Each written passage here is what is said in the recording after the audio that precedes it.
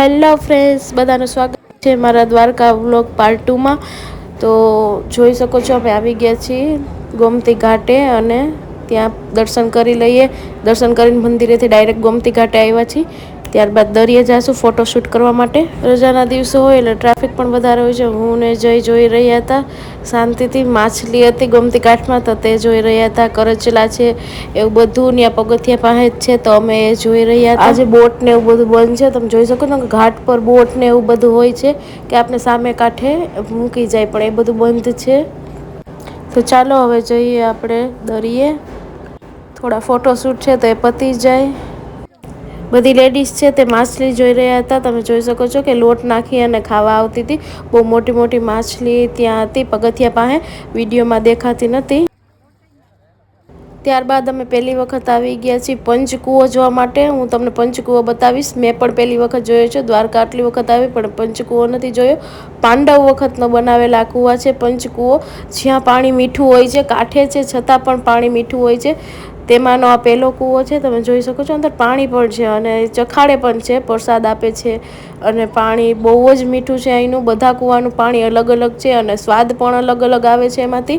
તો હું બતાવું છું તમને બીજો કૂવો, જ્યારે પાંડવો વનવાસમાં આવ્યા હતા ત્યારે એ લોકો અહીંયા આવ્યા હતા એ સમયનો આ કૂવો છે, એણે બનાવેલો છે આ।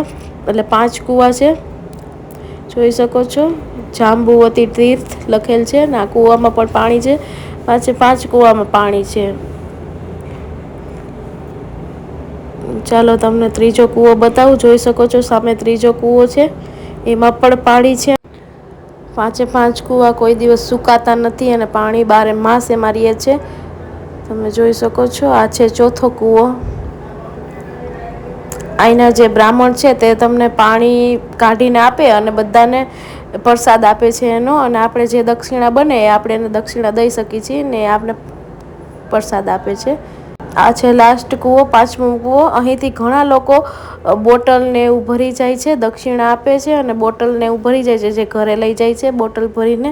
5 કૂવાની 5 બોટલો અલગ અલગ પાણીથી ભરી જાય છે, તમે જોઈ શકો છો। આ છે 5મો કૂવો અને ત્યાં સામે ગુફા પણ છે પણ એ હાલ બંધ હતી।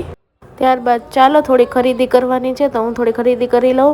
તમે જોઈ શકો છો મારે ઘરે લાલો છે એના માટે વાઘા લેવાના હતા, મુંગટ લેવાનું હતું ને શિયાળો ચાલે છે તો એના માટે ગરમ કપડાં પણ લેવાના હતા। થોડી ખરીદી પતાવી લઉં। બજારમાં જોઈ શકો છો ઘણું ટ્રાફિક છે। ત્યારબાદ આવી ગયા છે મંદિર તરફ, તો ત્યાં પ્રાંગણમાં ધૂન ચાલી રહી હતી, તમે જોઈ શકો છો।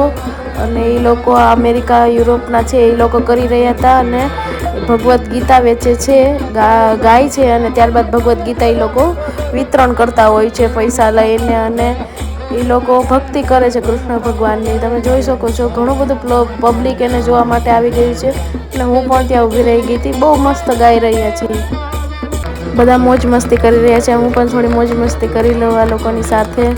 બહુ સરસ મજાનું એ લોકો ગાઈ રહ્યા છે, તમે જોઈ શકો છો। નાના છોકરા પણ એની હારે મગ્ન થઈ ગયા છે।